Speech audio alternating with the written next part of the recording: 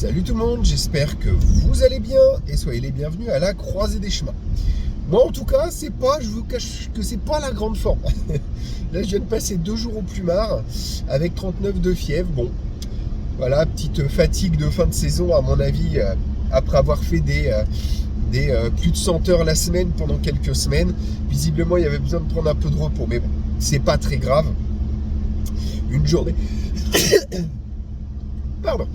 Une journée bien claquée et puis on revient là aujourd'hui un petit peu plus au taquet. J'ai pu refaire 2-3 trucs et on repart demain, j'en suis persuadé. Moi ça dure toujours 2 jours. C'est rare que je sois malade et ça ne dure jamais très longtemps.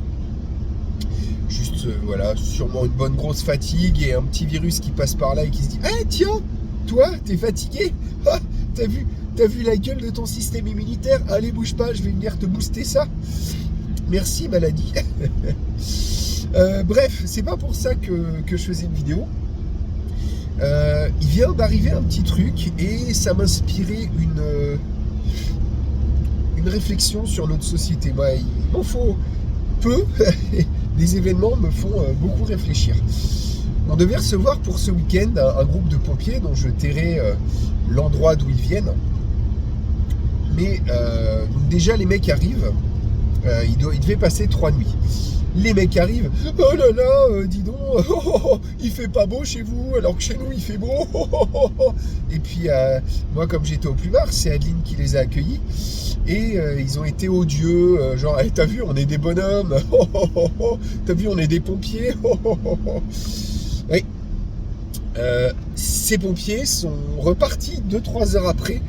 Oh là là, il fait trop froid. Et puis l'herbe elle est mouillée. Alors parce qu'il a plu. Du coup mes chaussures elles sont mouillées. Et puis ouais. Et puis en plus il y avait un crapaud à côté du logement. Je vous jure que c'est vrai. Quand Adeline m'a expliqué ça, mais j'ai été bidonné. Vraiment. Je trouve qu'on est devenu une société de fragiles, mais le pire c'est que là, ils disent ça à ma femme, ou avant qu'on installe tout le système de chauffage de la maison, pendant 2 ans, on se levait le matin avec des 12 degrés dans la chambre, avec de l'humidité partout, parce que on avait pas de chauffage quoi, enfin on avait un chauffage, mais qu'on pouvait pas pousser plus que ça, c'était une simple cheminée, même en cramant plein de bois, ça chauffait pas des masses. Maintenant c'est passé, mais là quand je vois des gens, alors certes ils viennent d'un endroit qui est plus chaud que le nôtre et ces gens-là sont censés pouvoir résister quand il y a par exemple des incendies à des conditions extrêmes, certes de chaud. Ils sont censés pouvoir faire des recherches quand il y a quelqu'un par exemple de disparu, ils sont souvent sollicités dehors, sous la pluie, etc. Mais à quel moment des gens comme ça, qui sont censés représenter normalement ceux qui sauvent les gens qui sont en difficulté, s'arrêtent à une difficulté comme un petit peu froid, sachant que, je précise, il y a des chauffages dans les logements, donc c'est-à-dire qu'on peut avoir facilement 19-20 dans tous les logements. Donc, sachant qu'il fait 16 dehors aussi, je précise, hein. Il fait froid. Je trouve ça hallucinant. Et ça montre qu'en fait, finalement, le matériel humain, et c'est un terme, je ne sais plus où je l'ai entendu, je trouvais ça intéressant. Le matériel humain est en réelle déperdition. On n'est plus capable de supporter quoi que ce soit. On est devenus tous, je m'inclus dedans, même si je suis plus costaud que beaucoup de gens qui, eux, vivent dans un petit confort matériel permanent. Je trouve hallucinant que moi, qui ne suis pas quand même... je ne me considère pas comme étant apte à être pompier, étant donné... Et c'est pas des pompiers volontaires, hein, je précise. Étant donné que, physiquement parlant, je pense que c'est pas accessible à un gars comme moi. Je suis un rude gaillard, mais je suis pas un sportif. Mais pour moi, un pompier, ça doit être sportif et un rude gaillard. Là, j'ai trouvé ça vraiment hyper triste de voir que des mecs comme ça n'avaient pas pour 3 nuits. Enfin, on leur demande pas de vivre en Normandie. On leur demande d'y passer 3 nuits. Ils viennent pour des entraînements. Je trouve ça hallucinant. C'est vraiment, je trouve qu'ils sont... Enfin, j'ai froid. Puis c'est mouillé par terre. Ouais.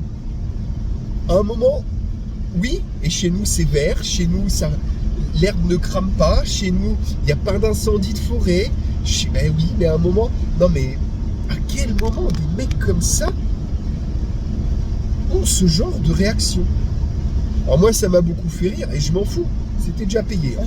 Donc moi, qu'ils restent ou qu'ils partent, moi c'est pareil. Hein. Il n'y a pas de remboursement, c'est dans les conditions générales de vente, parce que ils ont jusqu'à 15 jours avant, sinon ils peuvent me bloquer de potentielles réservations. Et donc du coup, eh bien ces mecs-là ne vont pas rester. Ils auront, en plus, c'est payé avec vos impôts, parce que c'est les pompiers, donc c'est le service public, donc ce sont vos impôts.